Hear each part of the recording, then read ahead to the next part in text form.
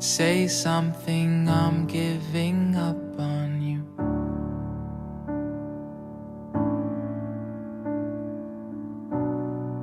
I'll be the one if you want me to.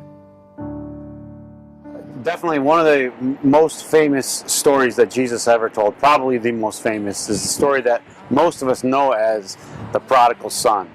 And it follows two other stories that he told. One about a man losing one sheep, and then a woman losing one coin. And then he tells a story about a man who has two sons. And the younger son goes to his dad and asks for his inheritance. So you get the idea that this is a rebellious young man, a self-willed young man who thinks he knows better. And his dad gives him his inheritance, and he immediately leaves home. And he takes off, and he spends it, as it says in the story, Jesus says, in wild living. He kind of wastes all of his money. So I thought, well, let's go to a stereotypical place where we think of as someone who would waste all their money, like a casino, just kind of blows his whole wad, his whole inheritance, makes a bunch of foolish mistakes. The Bible says, and Jesus tells in the story, that he loses all of his money, and then when he loses his money, he loses his friends, the economy goes bad, and basically he finds himself homeless. He finds himself with nothing, and he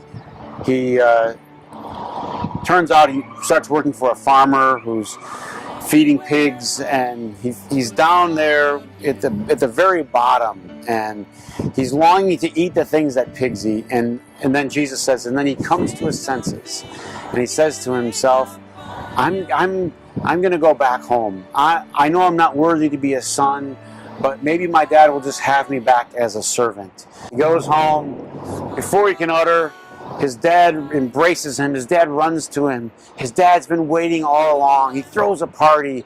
He invites everybody. They kill the fatted calf. They bring out the best robe. They celebrate his son. That the son was lost, and now he's found. He was dead and he's alive again, and they throw a big party.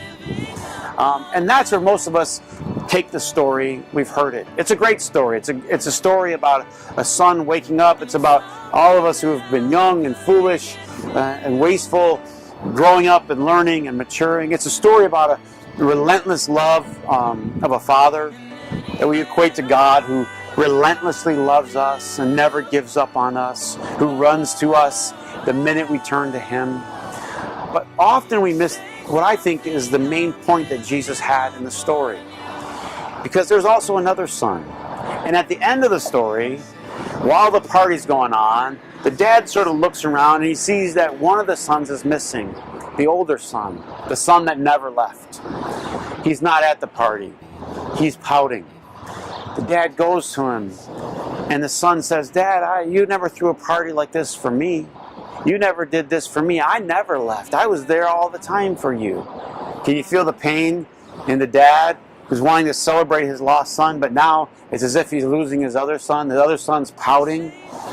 You see, the key to understanding this story is knowing that Jesus told this story in a very specific context.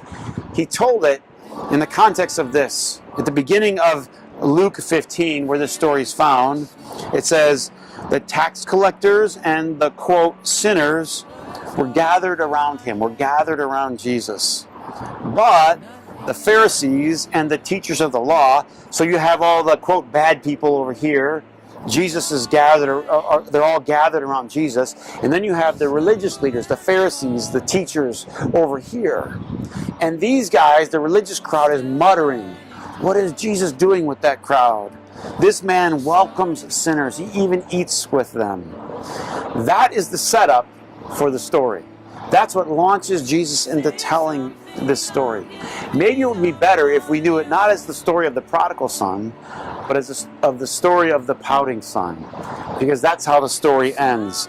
Jesus tells a story and says, the pouting son never got it. He couldn't understand the celebration, just as the religious leaders couldn't understand the love that Jesus had for all of these, quote, sinners or tax collectors, that he loved them, that he celebrated, that he ate with them, that there was a big party for them. Not the story of the prodigal son, the story of the pouting son. Story with a twist. And I will swallow my pride. You're the one that I love, and I'm saying goodbye.